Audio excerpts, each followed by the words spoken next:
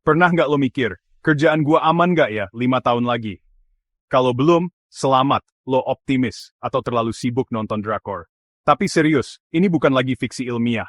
AI udah nyata, dan dia datang bukan cuma numpang lewat. AI sekarang bisa nulis skrip, bikin gambar, bahkan musik yang mirip buatan manusia. Jadi, kalau lo masih ngerasa aman, mungkin ini saatnya buat sedikit panik. Tapi jangan sampai anti teknologi. AI itu kayak ombak besar. Lo nggak bisa ngelawan, tapi lo bisa belajar berselancar. Esai ini bukan buat nakut-nakutin, tapi jadi pelampung biar lo nggak tenggelam di tengah badai AI.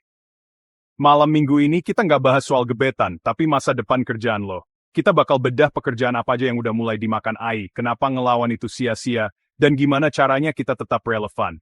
Anggap aja ini sesi curhat karier. Siap?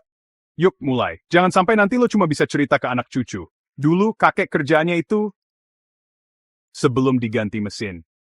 Dunia kerja berubah cepat dan AI kadar wacana. Sekarang waktunya kita siap-siap, bukan cuma nonton dari pinggir. Malam ini, kita cari tahu bertahan atau tenggelam. Pilihan ada di tangan lo. Yuk, lanjut. Dulu komplain ke call center yang jawab manusia. Sekarang, kemungkinan besar robot. AI customer service udah jadi standar di bank, e-commerce, sampai provider telekomunikasi. Kenapa? Efisiensi dan biaya. AI nggak butuh cuti, nggak pernah bad mood, dan kerja 24 jam. Buat perusahaan, ini untung besar. Buat ribuan pekerja, ini ancaman nyata.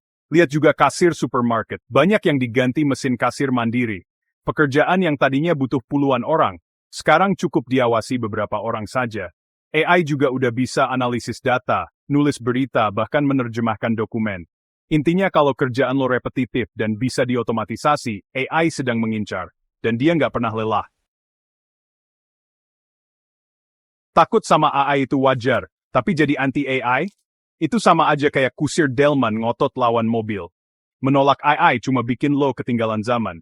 Contoh desainer yang pakai AI bisa selesaikan 10 proyek yang nggak baru satu. AI bikin kerjaan lebih cepat dan efisien, lo bisa fokus ke hal yang butuh sentuhan manusia. Yang menolak AI bakal jadi lambat, nggak relevan, dan akhirnya tersingkir. Perusahaan lebih pilih yang bisa manfaatin AI daripada yang alergi teknologi. Jadi, NTA, payah. Udah panik. Tenang, ini bukan akhir dunia, cuma babak baru. Langkah pertama, belajar terus. Ilmu hari ini bisa usang tahun depan. Ikuti kursus online, tonton tutorial, baca artikel AI di bidang lo. Sisihkan waktu tiap minggu upgrade skill. Kedua, adaptasi. Jangan kaku sama cara lama, coba tool AI yang ada. Awalnya aneh, lama-lama terbiasa. Ketiga, fokus ke hal yang bikin kita manusia, empati, komunikasi, kreativitas. Asas soft skills, negosiasi, kerja tim, kepemimpinan. AI jago data, tapi lemah di empati dan intuisi. Investasi leher ke atas nggak pernah rugi. Di masa depan, yang dicari bukan cuma yang teknis, tapi juga yang punya kecerdasan emosional. Adaptasi itu kunci. Siap berubah, siap bertahan. Hubungan manusia dan AI itu bukan tinju, tapi duet. Bayangin manusia vokalis, AI pemain musiknya, saling melengkapi. Dokter pakai AI buat analisis data, tapi keputusan dan empati tetap di tangan dokter. Penulis bisa minta AI riset atau kasih ide, tapi sentuhan personal tetap manusia. Kunci kolaborasi, pahami peran masing-masing. Jangan minta AI empati, jangan buang waktu di tugas yang bisa diotomatisasi. AI itu partner kerja, bukan lawan.